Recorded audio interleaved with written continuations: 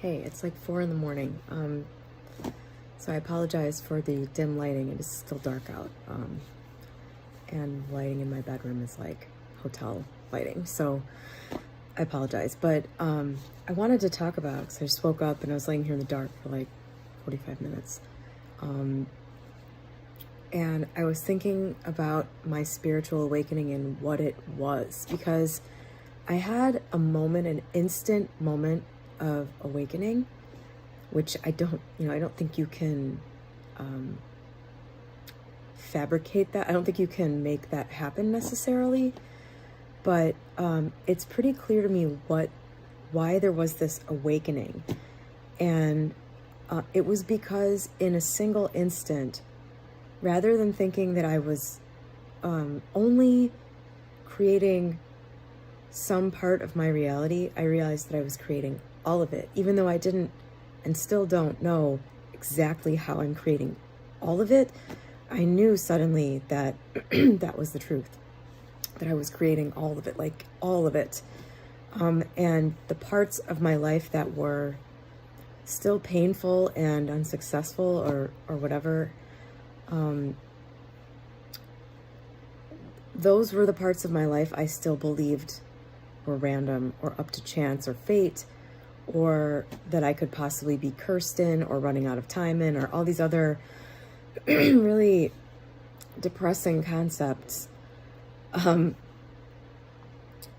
believed that part of my, and of course this was the part of my life that I considered to be the most important. And so that moment of spiritual awakening was simply, part of it was the words I had read immediately before this. Like the way this moment for me felt, it's memorable, obviously.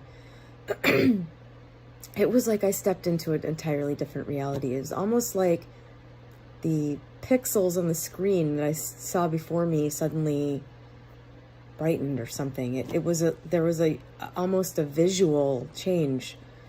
It was a very clear moment of understanding, and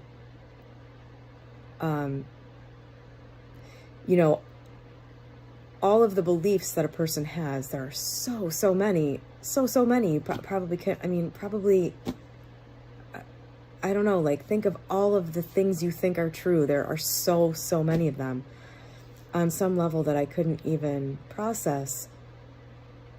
I couldn't hold two beliefs at the same time that didn't, that were mutually exclusive. And so, like, instantly, this one belief replaced who knows how many other ones. And that was the shift. That was the shift in consciousness and perception, and it was instant. And the words I read were, "You are God, you're creating all of it."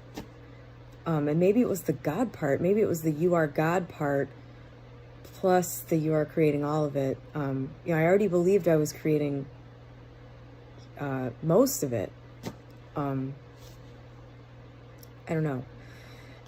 And the reason I decided to whip out my phone and turn the lights on is because, that concept itself, that you are not necessarily the God, or a God, you are like part of the overall concept of God. Because as somebody astute pointed out in a Reddit thread, another moment where I was like, oh, I can't believe I was thinking of it this way. You're not the God from religion. Like, if you were raised religious, there's a part of this, I think, where you go, oh, I'm God? I am God. Oh my God, I get it. But you're not God from scripture. You're God. Like, that's not God. That's a book written by somebody. You're the real God, the actual God, the actual energetic whole of all. That's WHOLE, of, all the people in the world, and beyond. That part, I think, was, maybe part of what made that moment happen in the way it did. But I think that you can kind of start the process towards whatever that moment would be for you, by setting an intention, I guess, to understand that you are creating it all, and to understand how, if that's important to you. Because, you know, that's sort of the underlying part of everything, like everything you would read of Neville Goddard's The Science of Getting Rich, you know, any of the books written during that time talking about consciousness with relation to creating outward reality, whatever form or words that takes. So I guess I wanted to make this video to talk about that, that you can essentially start to think about the idea that you're creating everything through your beliefs. And that it's all encompassing. There's nothing that's left out of that. There's no aspect of your life where it's outside of this. It's an all-encompassing thing. You know, for me, I believed that, and this is totally illogical, but I just honestly never spent a whole lot of time thinking about how or why this works. And I'm kind of, you know, that's just kind of my orientation to things. Like, I will read, you know, if I buy a new machine of some kind, I will read enough to get to the point where it works, and then I'm like, good, I'm done. I'm good. I know how it works, you know. Like, I don't read the finer points of the different things the machine can do, or, you know, try to fully learn the situation. I know some people do that, so this is definitely dependent on how you're wired and how you are. For me, it's just like, get me to the point where I can get this thing to do what I need it to do, and then let me move on to something else. And that's basically what I did with the conscious creation stuff. You know, I came, you know, I was lucky enough to have sort of a base foundation in this, in that my mom and her sisters are kind of like, you know, more of the spiritual type a little bit, some more than others. And my aunt gave me a copy of Creative Visualization when I was 15, and I read it, and sort of my mind was open to the idea that you could visualize something and it would happen. But I mean, I was so young, I had no life experience, and I kind of read it, and that it became sort of a part of me to a degree. At least the openness to the idea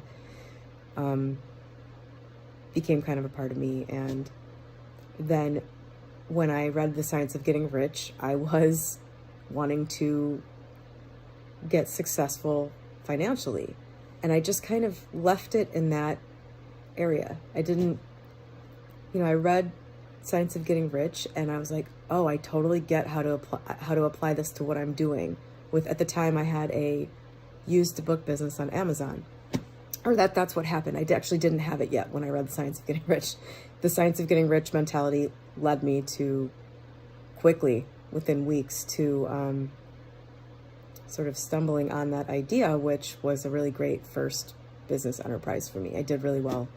It got my feet wet the ways it needed to get my feet wet. But I applied it like I applied learning how to use my hard-boiled egg maker. I was like, oh, I get it. You know, I didn't stop to go, what else can this machine do? What else can this creation machine do? And why?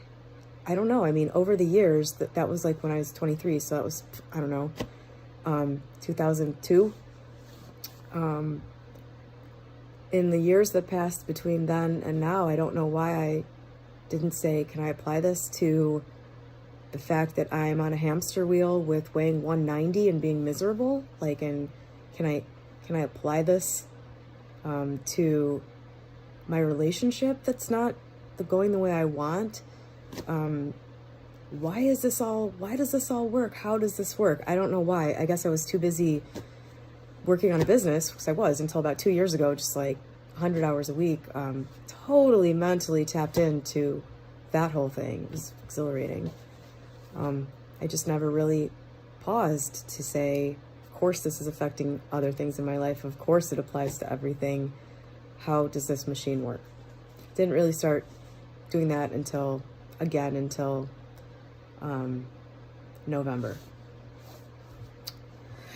So, yeah, the point I was trying to make, I think, is that, one, if you're already questioning what can this machine do, how does it work, you're way further ahead of where I was until 6 months ago, where before that I was just like, I can use this to make money. Now I'm rich, yay. And two, if you are already sort of in that area, something to really, I think, focus your attention on and think about is, that this is all encompassing. There isn't anything that's left out. There isn't any area of your life that this doesn't apply to it. Whatever your problem area is, the area that's causing you distress, the area of your life where you're really afraid that you're never going to be able to make anything work. My guess is that a large part of the pain in that area for you is coming from lack of deep understanding that you have just as much influence and control over that as you do any other area where you're confident that you've been doing this. Hopefully you have one of those. But yeah, for me, the source of the greatest distress and anxiety for me was that I had this area of my life with a bunch of screwed up beliefs. One, I had placed a lot of importance on it that it doesn't deserve. I was looking to it to give me a lot of things it can't give me, and I didn't believe I had any control over getting it. So of course that's a formula, since it was so important to me, that was a formula for being really miserable. It was a source of misery for me. I'm talking about like the relationships area. And so the moment that I really fully realized that I had control over everything, I at least knew. I didn't know how exactly, but I knew in that instant, oh, cool, this area, the relationship area that brings me so much pain, is going to get resolved. I get that now because I have control over it, so that means I can figure it out and fix it. And at the time, I think the form that took in December, early December, was, in that moment I was just like, okay, good, I can get this thing that's super important and that's going to resolve. It started out with thinking still that it was super, super important, but I would be able to get it, and that it was going to essentially protect me from having to get comfortable with life, death, what is all this, whatever I was expecting it to do for me. But how that actually ended up playing out was, over time I came to understand that I was placing energetic importance on it with my beliefs, which I changed, and the importance vanished along with the understanding. And I started to become more cognizant of my own responsibility to sort of get comfortable with the unknowns about existence, and to get comfortable with this growing understanding that I'm alone in my universe. Even though there are other gods with universes all over the place, I am truly in solitude in this way, and that's okay. And it wasn't, there were a few days where it wasn't. There were a few days where I felt very weird. I've read a lot of other people feeling the same way when they kind of understand. It's like, well, wait, so I'm the only one here? This is really lonely. But you're not really the only one here. There are other gods around. You just can't ever experience their universe, which might be a good thing. but yeah, so that area of my life naturally shifted, and sort of became the thing that it needed to become. And on that note, for anybody who is still watching this, who's been following my saga, I actually decided to take a step back from the Steve thing.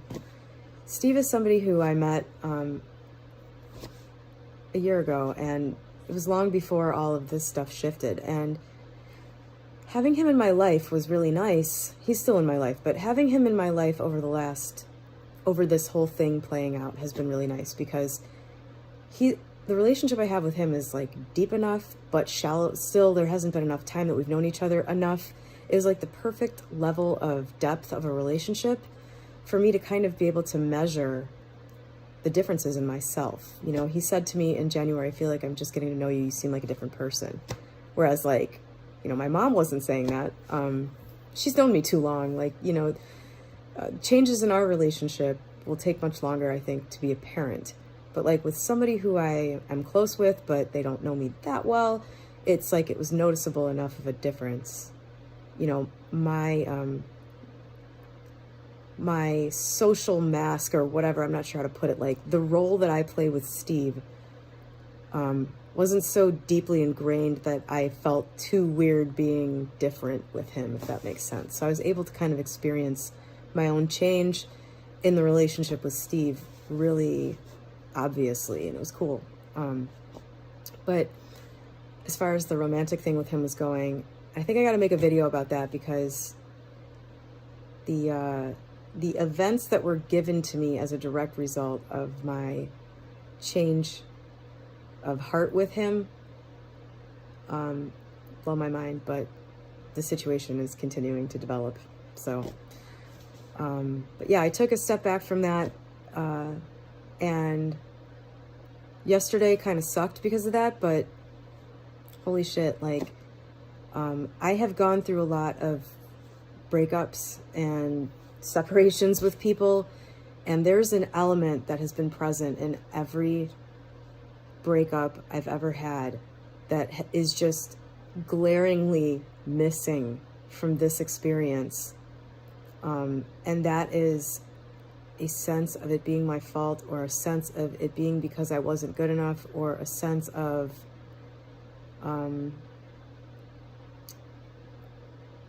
just despair. It's just not there. Like, it's like I'm experiencing a shift in a relationship in the way that it's supposed to be. Like, I can't explain it. It's just mind-blowing. So I'll have to make a video about that maybe.